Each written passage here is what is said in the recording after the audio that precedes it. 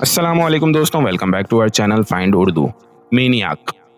मेनियाक का मतलब है पागल, जुनूनी, इंतहाई दीवाना।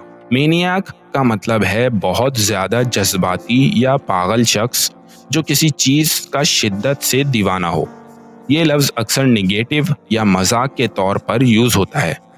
कोई मेनियाक किसी चीज का जुनूनी हो सकता है, जैसे रेसिंग, फुटबॉल या किसी बुरी आदत का शिकार।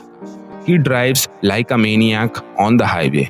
वो हाईवे पर पागलों की तरह गाड़ी चला रहा था। तो दोस्तों, मेनियाक का मतलब है बहुत ज्यादा जज्बाती, जुनूनी या दीवाना शख्स जो किसी काम या चीज में हद से ज्यादा मशगूल हो। उम्मीद है अब आपको मेनियाक का मतलब समझ में आ गया होगा। मिलते हैं नेक्स्ट वीडियो में। शुक्रिया।